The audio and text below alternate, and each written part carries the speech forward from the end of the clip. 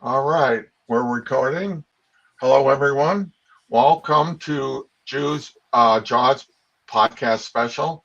Thank you for joining us on this episode of Jews on the Hot Seat for November 10th, uh, 2023. Today we have Yuval Galor, and we have a couple other guests on here. Jennifer Whitaker has joined us also, and Bill is looks like he's coming in here too. Um, Special thanks to Wingate TV, Transform You Media, Zach with Pack Channel, and Jay Stoyan with the Disability Channel for hosting our shows.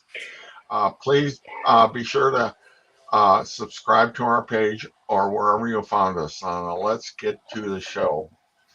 Okay. The show this is our first broadcast on the show here, and we called it Jews on a Hot Seat. And this has to do with local things, not local, but um, things that are happening in Israel today. Um, Yuval is on here with us, and he is a young Jewish man from New York City. We wanted to have that perspective. And I'm a Christian, and so is Jennifer. And Bill is on here also. Can you hear us, Bill? Yes. Can you hear me? Yep. All right. Are you a Christian, Bill? Yes, I am. Okay. So, yeah, all of us that are Christians are very sympathetic to Israel, and I know I am.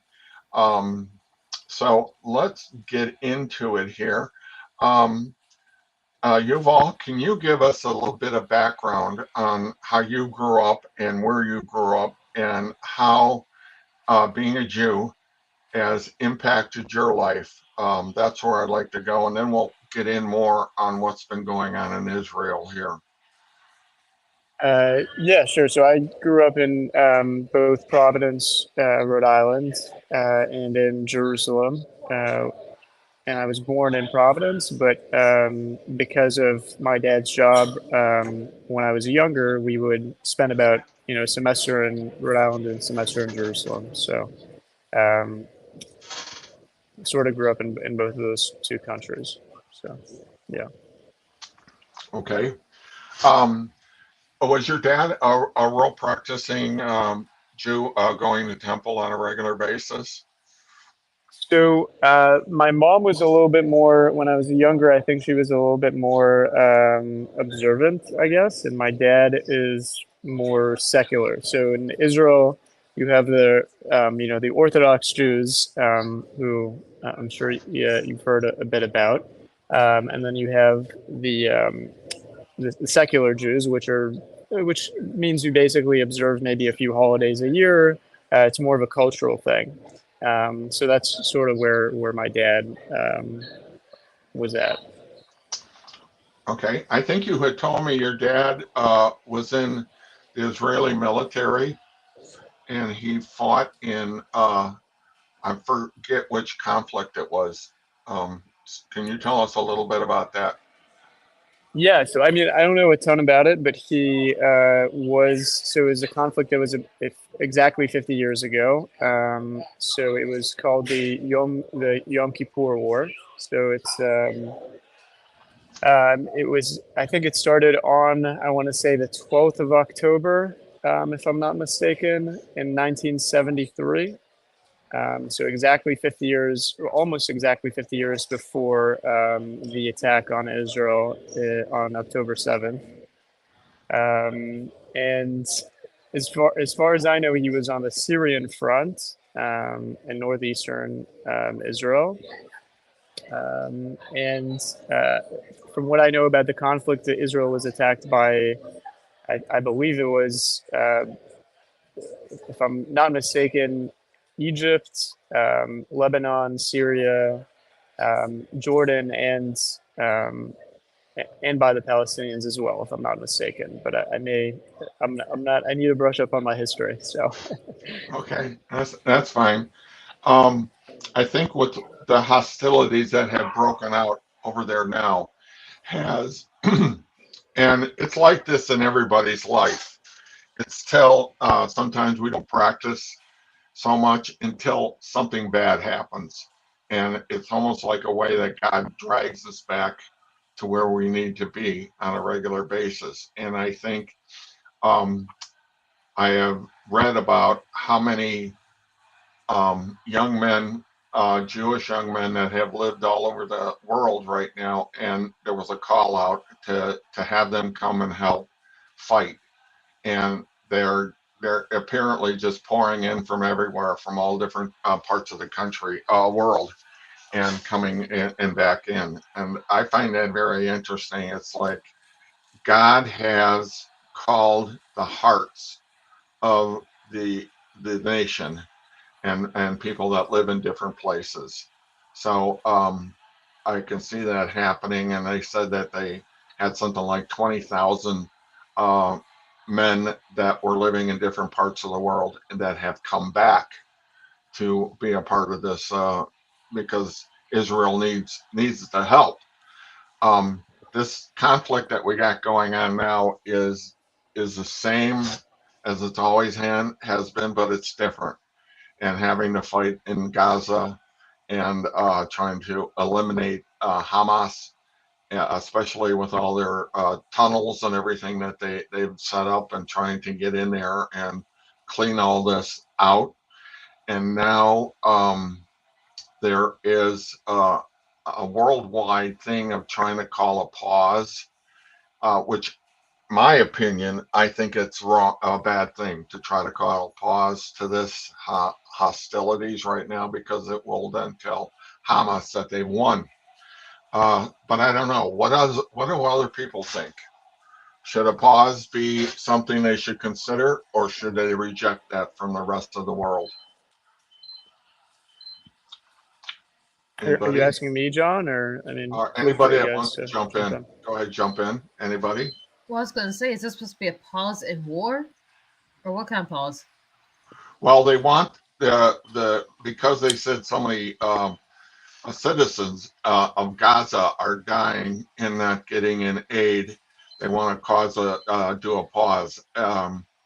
And Israel is trying to do a daily pause of 3 to 4 hours, but the United Nations and many other countries are calling a pause of all the hostilities for who knows how long.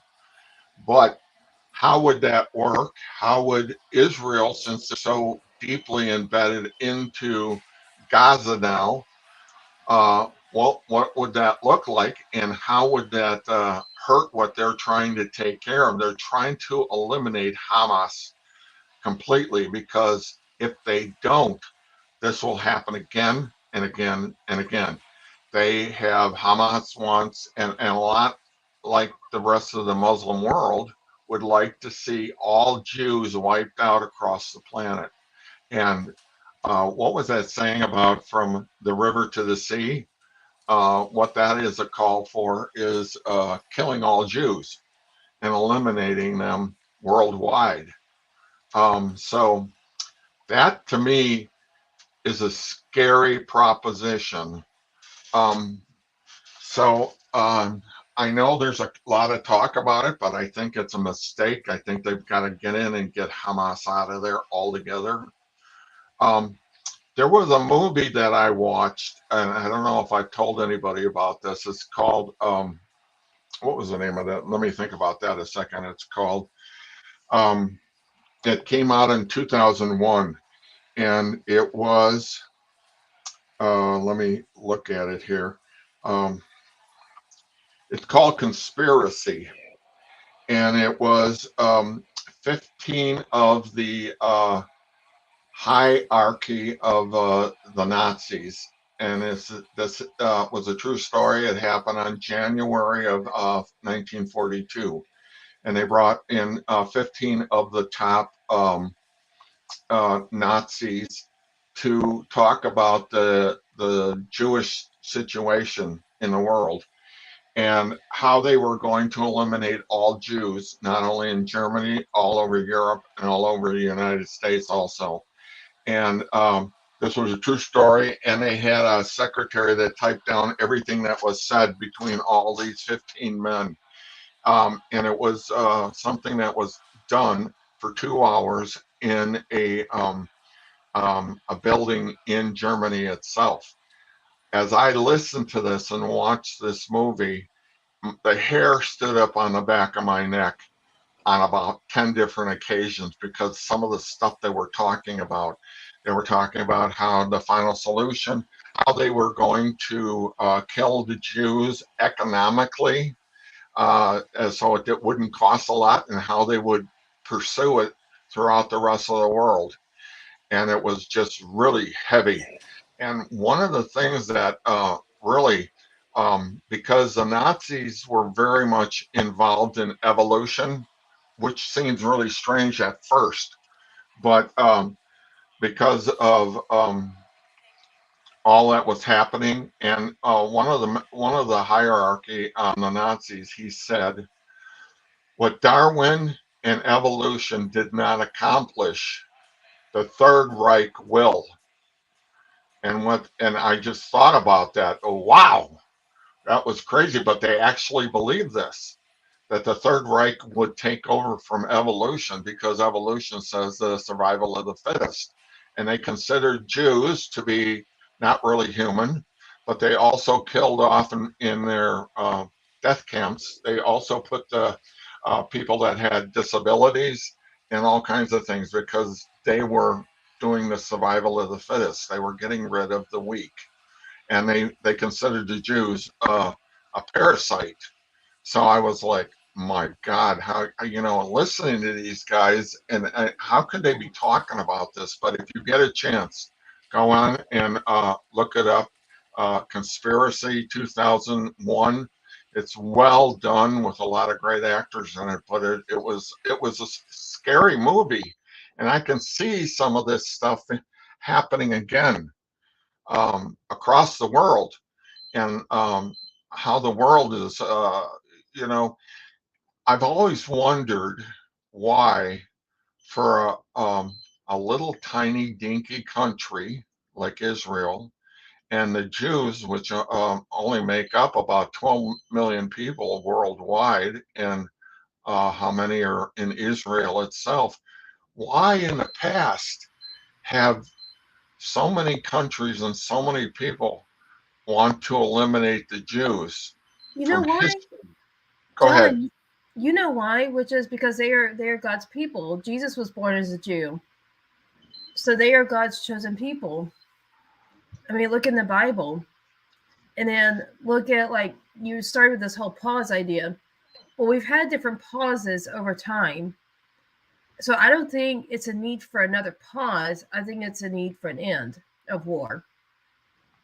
Because look at the Okay. Holocaust as, not even 100 years ago, that was like what you're talking about with the death camps, okay? The that was where they were trying to kill all the Jews. So you can go back further. That's where we got all these other countries that have done different things marking history, trying to kill the Jews. But in the end, we know why, and that's because they're God's chosen people according to the Bible. And it's out of jealousy that all these other people don't want God's chosen people to be around, with the idea that this hatred will allow, if they kill all the Jews, that these other somebodies will become God's people. It's a hatred idea. You see what I'm saying? And a jealousy. There's got to be something else behind this, and I got an idea what it is, but I'd like to hear what other people might think it is. What do you think, Yuval, about what I was talking about here? Yeah, I mean, it's a complicated situation. I mean, this is a conflict that I think. I mean, I don't know how long this conflict goes back. I mean, yeah, I mean, when you're, I mean, 1,400 people that died in one day in Israel. I mean, it's, sort of people who performed unspeakable things. We're talking about babies that got their heads cut off, and women who were raped, and people who were burned alive. I mean, it's, for me, it's, I mean, it's less of a, I think most of the people, when you live in Israel, you're thinking less about religion. It's true that Israel is a Jewish democratic state, but I think for most people there, it's less about. Obviously, we don't want the Holocaust to happen again, and for genocide to be committed against the Jewish people. But I think it's an issue of this is. I was, many of my friends growing up were born in Israel. It's not that they want to leave this is where their families are. This is where their home is. They don't want to leave this place and they don't want to be endangered. Israel is a country much like the United States. It's a very advanced country. There are very smart people there. So it's a tragedy. This whole situation is terrible, and it wouldn't exist if it wasn't for a terrorist organization like Hamas. It's it's a real tragedy. The hatred before the Nazis took over in the late 30s, 1930s, the hatred towards the Jews didn't just start there. There was anti-Semitic feelings throughout Europe that had been going on for a century before there. So it wasn't just something that popped into being. It was an overall feeling. I know even in the Christian past, when I forget who did the 96 thesis that was changing from the Catholic Church to the Protestant Reformation. But even the guy that was a leader of that had very anti-Semitic feelings towards the Jews, which really surprised me when I went in and I did some research on it too. So this is a thing that has been going on since the Jews have been around. And I think it's a spiritual warfare that's going on behind the scenes for the last 3,000 years. We fight an insidious enemy that is fighting behind the scenes here. And I don't know how Jews look at that, the battle that's going on, but I know Jesus talked about this battle on many occasions and then trying to get into heaven later on. But it's just crazy. It's just this absolute hatred that pours out of people, and it's coming out in really strange ways, and it's happening again worldwide. They're having all these demonstrations on college campuses, and I don't even think these kids even understand what they're rooting against, And have you seen much, Yuval? Have you seen much of these kind of demonstrations and anti-Jew things going on in New York City? Yeah, so I mean, I think it's happening more and more, both in New York City and really in countries across the world and the U.S. I mean, and I completely agree with you. I think these people have absolutely no clue what they're protesting for. The vast majority of them. It's horrible that it's becoming like a sort of a trend to be anti-Israeli or to be anti-Semitic. I mean, and as a Jewish person, that's definitely something that's very scary to me, and I'm sure it's scary to other Jews in New York City.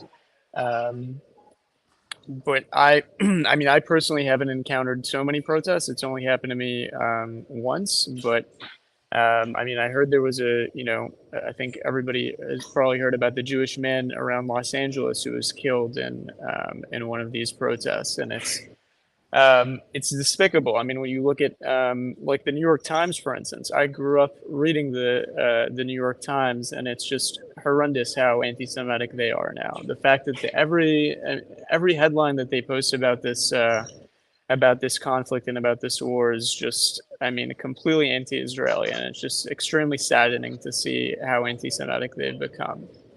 Yeah. Yeah, isn't that Isn't that something? I never thought I'd see this kind of stuff in the United States, much less outside of here. I know they're having some real problems in Europe, especially Germany right now, because Germany had, since the Holocaust and since the Second World War, has bent over backwards so that the hatred for the Jews would not happen again, because they knew what happened within their country. Um, but it's happening big time over there now. So it's like, what is causing all this to occur again? And I know you're right. The New York Times has become very anti-Semitic, and most of the news media, though, has regular news media has come about like this also. Um, it's like they're blaming the Jews, Israel, for the fighting that's going on, and because they won't cause a pause or won't stop the hostilities in Gaza, the rest of the world is coming up against them. And it makes me wonder how long the United States is going to back that too. So I know in the book of Revelations, the last book of the Bible, it talks about the end times and how the world will come against the Jews. But you got to remember, God is on the side of the Jews. They are his chosen people. And that will last until the end times, until the final battle in the valley of Armageddon. And that the Jews will have to deal with that. But God will be essentially on their side at the end anyway. So are we headed in for final days? Are we headed in for that period of time? I don't know for sure. I don't think anybody knows. I just know that the sign of the times is showing us that something is brewing. Something is headed this way. Something evil is headed this way. And I know God is calling all the Jews back to his home. However that looks, however that happens. You had told me once before, Yuval, that you have been talking to your dad back and forth about what's going on. How does he feel? What does he think is happening? Yeah, I mean, I think he's really concerned about the situation. I think the hostility, not only from Hamas, but Hezbollah, is something that's very frightening. And obviously, with the Houthis getting involved as well. That's not, these are all Iranian-backed militias. I mean, that's what's kind of ridiculous when you think about all these people protesting in the U.S. I mean, why would you protest in favor of Hamas, in favor of Hezbollah, in favor of the Houthis, when these are all terrorist organizations that are backed by Iran, which is a country that their whole existence is they hate women, they hate gay people, they hate they hate democracy. I mean, it's really just ridiculous that people are siding with or sympathizing with with Hamas. I think it's just terrible. Um, yeah, so that's Here's a funny thing, and I've been reading about this, what's been going on in Iran. The leadership in Iran is very anti-Semitic. They hate Jews. But the younger generation in Iran is actually supporting Israel. So there's a real funny conflict that's going on over there.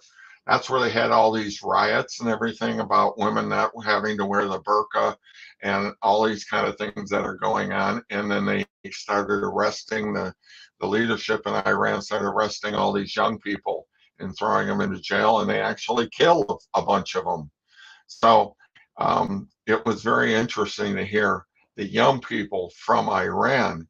But then you go to anywhere else in the world, and the young people are gotten sucked into this lie. Hey, Bill, do you have any thoughts on what we're talking about here? Turn on your mic, okay? Open your mic up. There we go. Not a whole lot of thoughts. I don't think there need to be a pause. They just need to continue with what they're doing. It should be clear evidence that they are using the Palestinians as shields. And so there should be no stop whatsoever. They need to keep on moving. I'm sure they can actually sort out those that are non-militant and those that are militant. So I think they need to continue on hard and fast with what they're currently doing. Very good. I just know what the Israeli army is doing is immensely dangerous. Trying to get into these tunnels, this network of tunnels, and trying to eliminate them is just very, very dangerous. How do they do this? Do they send drones in there? Do they use these bunker buster bombs to try to eliminate that? I know the United States, when it was in Vietnam, there was a myriad of tunnels all the way through Vietnam. And it was very inherently dangerous for the American soldiers trying to eliminate that, because people, the other military would just spray up out of nowhere and come up behind the soldiers, and it was all coming out of the tunnels that were there. So this is nothing new to warfare, but Hamas has taken this to a whole nother level. They're talking about, they're yelling about not having gas for the regular people and water, but Hamas has huge stores of this stuff in their tunnels. So how do you fight an enemy like that? How do you deal with that, especially when the rest of the world is jumping on your back and saying, stop this, stop the hostilities. So if they do that, Gold in my ear, I remember saying something back in the last time 50 years ago. She said, if Israel puts its weapons down, we will have a second Holocaust.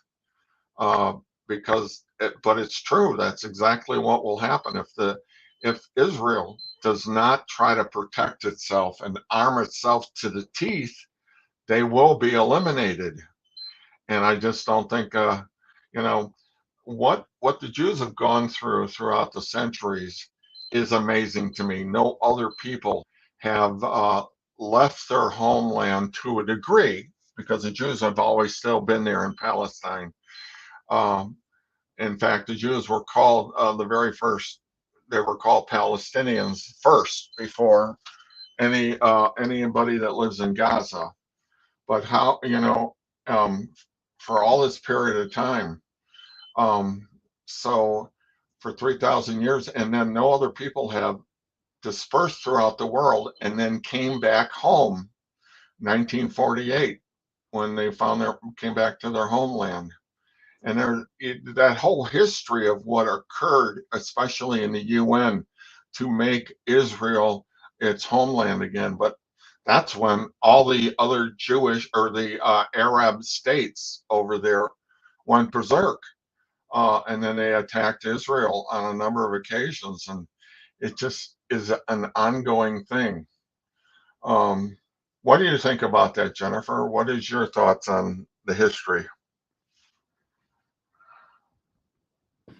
I think we need to solve this hatred and some of that's behind why all these countries, or the jealousy that's why all these other countries want to demolish God's chosen people, and to instead, like we study in Bible studies, so accept the truth, because if you're in war against God, God's always going to win. And these people need to see that this was God's decision, and to basically understand that they're asking for them. They're revealing a lot of hatred and jealousy, and they're revealing a lot of evil. So they're really revealing that they are not the God's chosen people, and they're fighting against those who really are. You know what I'm saying? Right. So they're asking for at least long-term doom, if you know what I'm saying. Because if they show such strong degrees of hatred, they're obviously not people of God. So why would they end up saved, according to the Bible, right? Right. I'm going to pause this for 1 minute here and do a little bit of talking about who sponsors our program. There's a company called Stanley Products that makes all kinds of things for camping and all kinds of gear. They're the most sustainable products of their kind and never need to be thrown away or replaced. Stanley has created reusable, built for life products for over 100 years, reducing the demand for disposable products that end up in waste and water streams. They make all kinds of drinking cups and all kinds of cooking ware.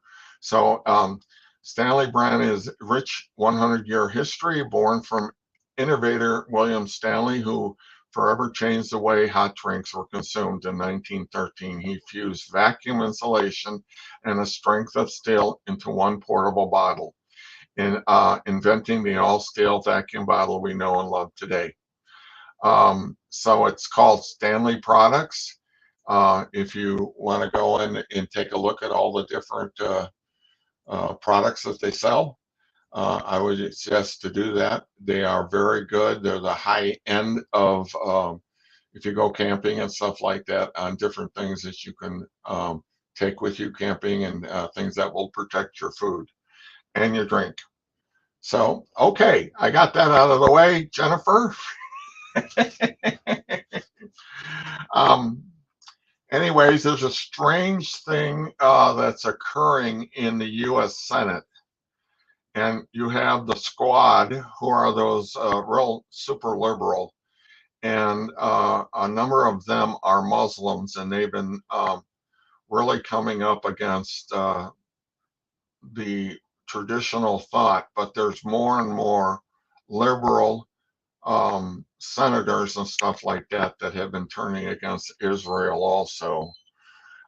They're taking some big heat right now, and as well they should. And I know a lot of the news media today is really anti-Israel also. I actually go on and get a lot of my news from a thing called Daily Wire, and that's where Ben Shapiro is, who is also a Jew, but to hear his perspective on a lot of this stuff is really eye-opening. But he's talking about all these things that are occurring right now and how anti-Semitic a great deal of the rest of the news media has become. When that guy, a Jew that was murdered in Los Angeles, I think it was, Yuval, you had alluded to it, they had a hard time saying that it was a Jewish man. They were just trying to say it was this man, this individual, without even saying that he was a Jew. So there's this insidious way of coming up against a lot of this stuff without hitting head on. Anyways, that's where I go for a lot of the news. It's a better way of looking at it.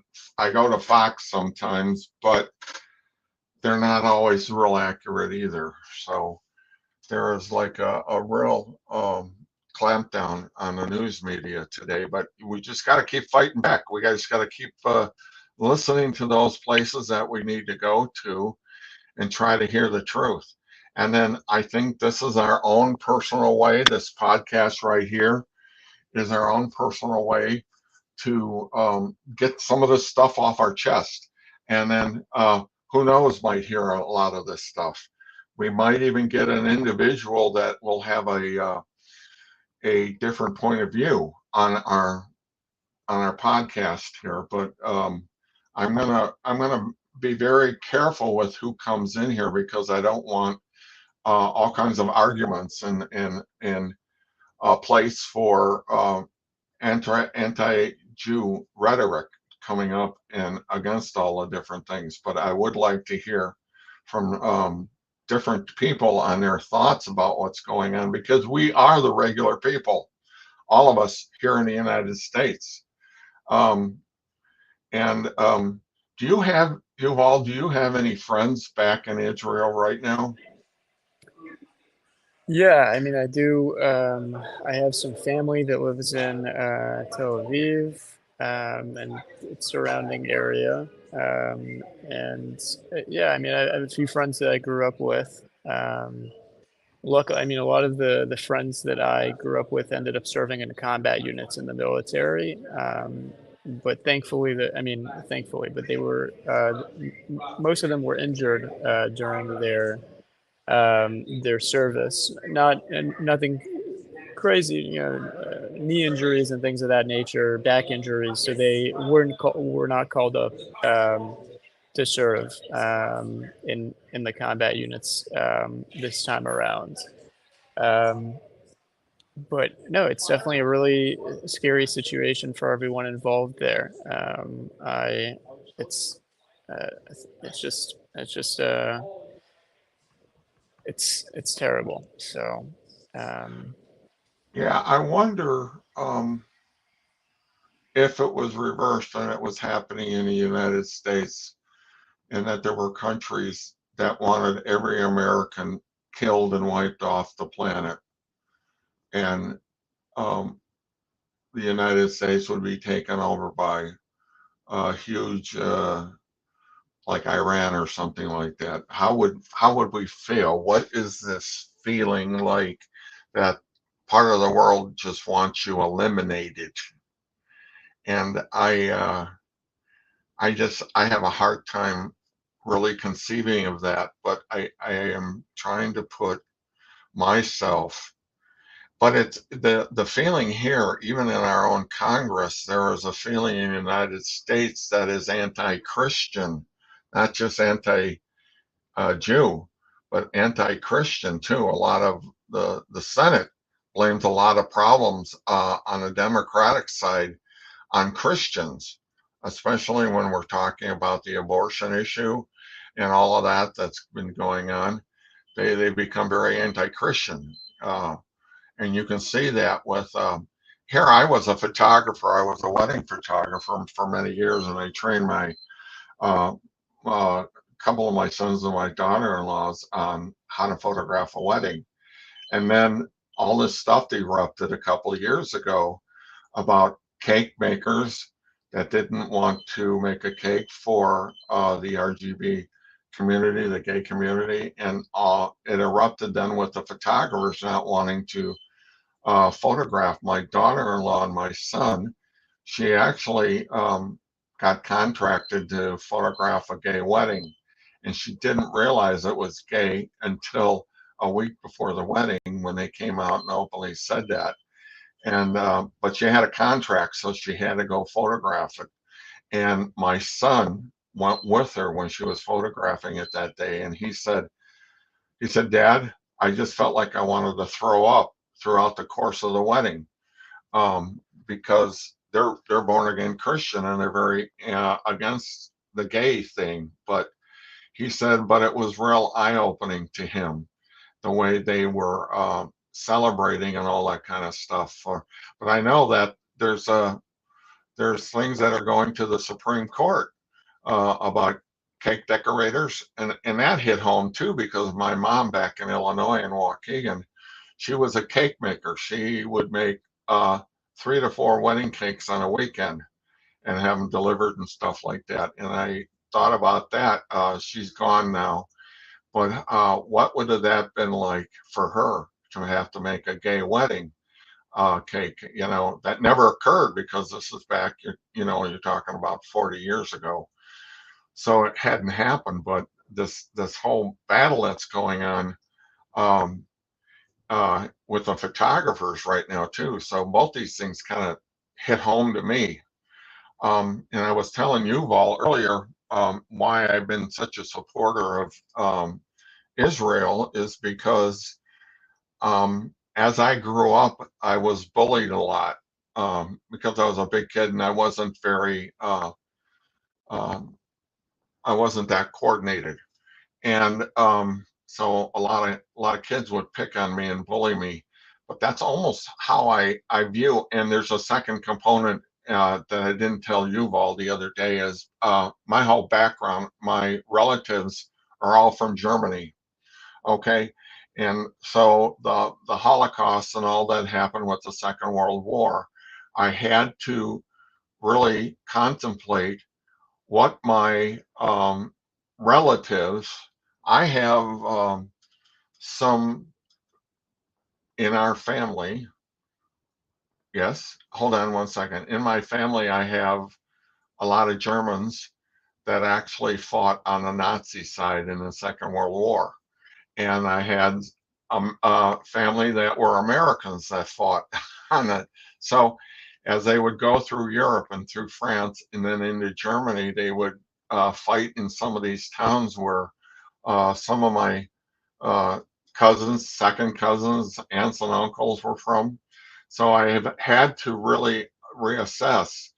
And I've, for a long time, felt embarrassed of my German heritage because of the Holocaust and the hatred for the Jews. But like I said, I have a hard time with being bullied. So go ahead, Jennifer. What were you going to say? So on the topic of like what it feels like to be a Jew, and then your reflection on your childhood as a victim of a lot of bullying, I thought of myself and what I used to go through when I was bullied for the fact that I had epilepsy, and my parents were very quiet about the fact that I'm part Jewish, and I didn't understand what it was to be ashamed of the fact that I was part Jewish, and that's part of the reason I wanted this show. See, most people think I'm just a tanned white person. They don't realize I'm predominantly Native American and Jewish with only like 10 or 20% white. That's why I got such dark hair and olive skin. And anyway, so I went through some stuff like, you know, how we've talked about my epilepsy and so forth, that I've been beaten up and bullied. And so what did it feel like that I think the Jews probably felt was that everybody else wants them dead and everybody else thinks they don't deserve life. I mean, I thought that as a child, always going through being bullied for having my seizures, and I'd have 5 a day and wake up all bruised and, you know, kicked in the head and everything. And that's just where I felt that I didn't deserve life with the way kids treated me. So that's why I think, but, you know, maybe Yuval could tell us what he knows, that maybe that's how Jews feel, because for, like we talk about the last century and even millennia, that other people have wanted the Jews dead. So how else are they supposed to perceive that, right? Right. Wow, you are have some Jewish heritage behind you and also Native American. You are a real mutt. I am, and you might find it interesting when you're talking about your ancestors that were Jewish. I mean, your ancestors that were German. My Jewish relative came over married to my German relative in the days of the Second World War, and that's how they escaped war and Holocaust. Yeah, I'm a big fan of the Second World War. I do a lot of studying on what occurred in the Second World War and how the United States got involved, fighting 2 wars at the same time. But sometimes when I see when they got like the Nazis marching through cities, and they have all these Nazi insignia hanging down from all the walls of the buildings and things like that, and they yeah, there was a movie called The Pianist, where this was a Jewish piano player that was big, and he was hiding all over Germany in different cities trying to stay alive until the end of the war. And that's a very, very interesting movie, too. But not all Germans felt that way. But if you came up against the Third Reich and you were even a Christian, they would throw you into prison. And that's why the Catholic Church and a lot of the Lutherans kept their mouths shut during the Holocaust. The Catholic Church was very much embedded into all of that too. I have a lot of people don't know this, but I was an atheist until I was 30 years old. I grew up in the Catholic Church. our family was very Catholic, and um, and I grew up in a Catholic grade school, and I would be beat up by the nuns that were teaching the school, and I became an atheist because of that. And I was a very nasty atheist, and I would get on and I would have talk a lot about that. But then, God found me, brought me back, and now I write articles for Christian apologetics, which means that you write about the deep things.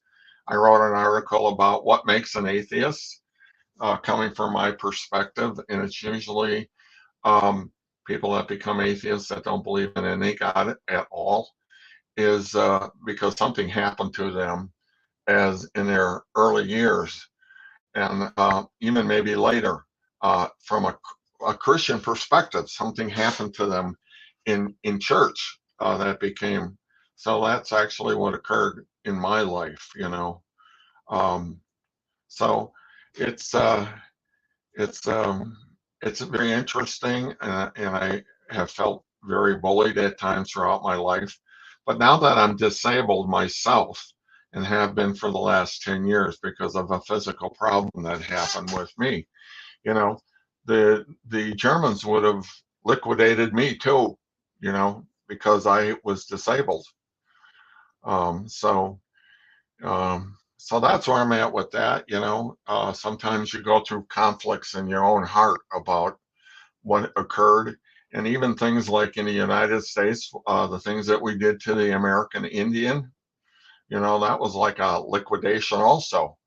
So the Native Americans were um, put on a chopping block, as you can say too. Yeah, I mean, and a lot of people don't even know that Native Americans still exist. They're actually part of the U.S. as opposed to the native tribe lands.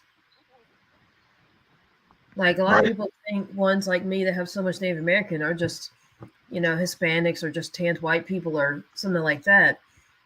I mean, because the olive skin blends in with other races, Right. ethnic groups.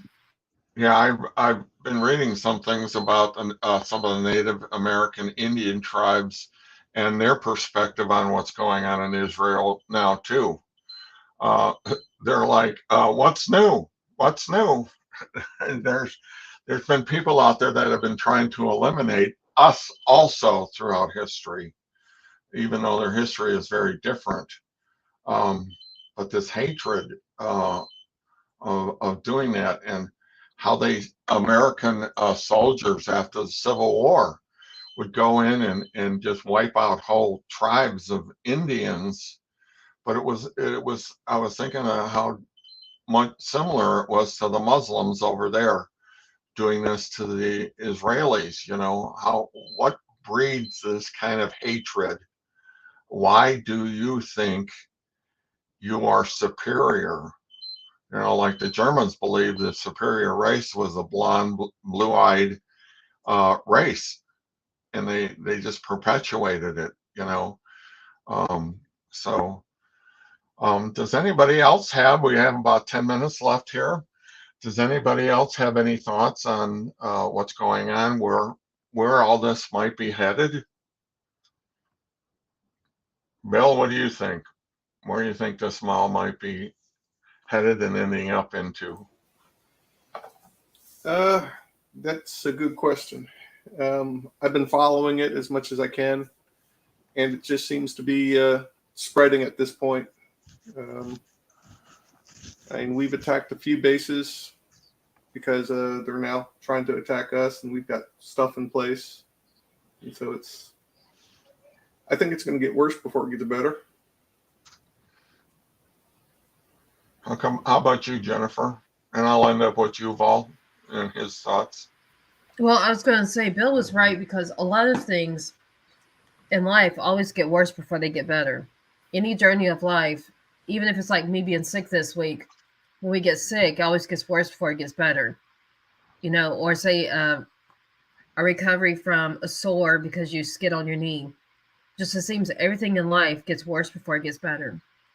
Even our trials that God intends us to go through for teaching us lessons, if they didn't get worse before getting better, then we probably wouldn't like turn our hearts back to him. That's the whole purpose of why he puts us through these hard times, you know? Right. It's a good point right there. I also think about these conflicts have not always been against the Jews. That's where the Crusades came from, and that's where the Catholic Church was actually battling against the Muslims. And there was actually 5 episodes of the Catholics in the Crusades going to fight against the followers of Allah, or followers of the Quran. So there's a history here of the Muslim world fighting against the rest of the world and becoming very anti-Christian and anti-Jew. So it's nothing new on that perspective also. With the last 10 minutes here, Yuval, give us your perspective on this again. And do you feel more emboldened knowing that there are Christians like us that support Israel unconditionally? Does that make Jews feel any better? Yeah, I mean, I think at this time, Jews can basically use any support we can get. It's a very difficult time. I think people just don't understand the conflict. I mean, my grandparents came to Israel in the 1920s. I know there were people in Israel long before that, Jewish people. Um, Israel is surrounded by 23 Arab nations. They could all lend a helping hand to the Palestinians. They've never really done that. I mean, we're talking about. I mean, there are over 1 billion Muslims in the world, probably much more. And I feel stupid that I don't know the exact number, but we're talking about Palestinians initially when in 1948 when we had the initial conflict with the Palestinians, there were about 700,000 of them. Today, there are over 7 million Palestinians, which I want to say 2 million of these Palestinians are Arab Israelis who live inside of Israel. And people are saying, you know, Israel isn't a democracy, but I mean, first of all, we have elections. The Muslim world has no elections. They hate women. They hate LGBTQ people. If an LGBTQ person in America or they can go live in Gaza and see what happens if they want to sympathize with them. They would throw them right off the roof. Women are treated poorly there. Citizens are treated poorly. Hamas is killing its own citizens. Yeah. Israel is trying to help the Palestinians by helping them move south, helping them move into a safe corridor. They're dedicating, like you said, 3 to 4 hours each day to helping civilians escape from Hamas. But Hamas is literally holding not only 240 Israelis hostage inside of Gaza, but they're holding 2.3 million Palestinians hostage inside it. You cannot speak with a terrorist organization. You cannot negotiate with them. This is the same if we think of as Americans. If we think about 9/11, in 9/11 there were 2,900 Americans that were killed. In Israel, on the first day of this war, there were 1,400 people murdered.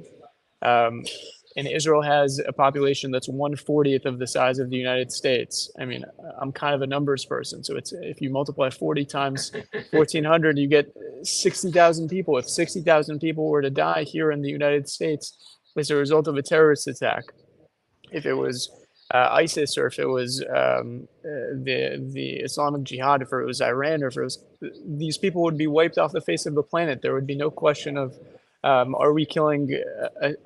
Are we killing an innocent civilian here or there? It's true that there are innocent people dying, but the reality is there's a terrorist organization that could potentially threaten not only Israel but the entire world.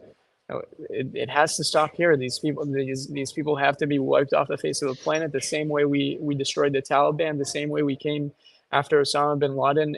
Everybody in Hamas needs to be wiped off the face of the planet. They're committing crimes against humanity. They're that are unspeakable. These people are worse than the Nazis. They have to be eliminated. There's no question.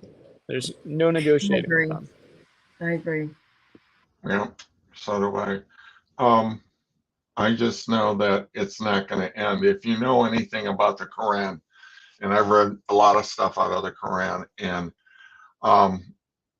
it actually talks about wiping out your enemy, eliminating your enemy. And this is a religion, they say it's a religion of peace, but it really is not. It's a religion of war. And that's why so many of the Muslim world go unhinged, and they think they're following their leader, and dealing with that, and doing God's work by eliminating these people. If it really was God's work, God wouldn't really need your help to kill these people off. God made these people. Before the universe was even through the Big Bang, and the universe starting from a one specific point in time, 13.8 billion years ago, when God put all this into motion, and that he knew that he would design human beings to come into this planet at some point in time, and that he knew all this was going to come down. I think if you would have done this over and over again, the same results would happen over and over. It has to do with free will. God gives us free will. But the sidecar to free will is chaos. And because God gives human beings free will, they will do things that are very anti-God in many ways, until, like me, becoming an atheist, thinking there was no intelligent designer behind the universe. And I know now that that was totally wrong. So, anyways, I'm going to close this up. Anybody else have a final thought on what we talked about today? Did you enjoy, each person, Jennifer, Bill, and then Yuval, did you enjoy the program today? Do you think it will maybe turn some people's heads? I do, and I actually was about to raise my hand when you said it for final thoughts. Maybe we can let listeners know when will be the next episode. Okay, I'm trying to push for us to maybe get together in December, about this time in December. Yeah, we were thinking about it being the second Friday of each month. Okay.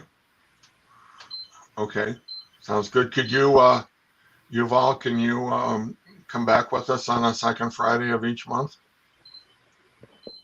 Yeah, I could try to come back. Okay, and like I said, if you have anybody even from Israel or your dad or anybody else that would like to come in, and because I'm trying to get as many perspectives of what's going on, what's happening in the world right now, when it comes to the Israeli conflict. And they don't Hey, have to Bill? be in the U.S. They could be from anywhere, and we can just, as long as we find a time, as long as the time works for them, we can get them on the internet like we did you. Where is what time is it in Israel? Let's say right now. What time is it over there? It's 11. What is it? 11:12 here. So I don't know what it is. I think you're what, 3 hours? What time is it where you are right now, Yuval? So it's between 6 and 7 hours ahead of Eastern time. I'm not entirely sure right now because of daylight Okay. savings. And It might be Eastern 6 time hours. is 2 hours ahead of John. Correct. Oh, is it? Okay, so you're 2 hours ahead of me. Okay, I'm going to finish it up right here. Thank you, everyone who is with us here. The next episode of the Jews on a Hot Seat will be aired in December, probably the second Friday. And then we're hoping that you all will be back on there, and we'll get more people that will come in and share their thoughts about what's going on. I think this is a good thing for us to do here in the United States, since there are so many people that are coming up against the Jews, that we need to know that we are pro-Israel. And we will then, until next time, we wish you a productive and enjoyable week. And that's it. We'll talk to you soon. Bye. Bye.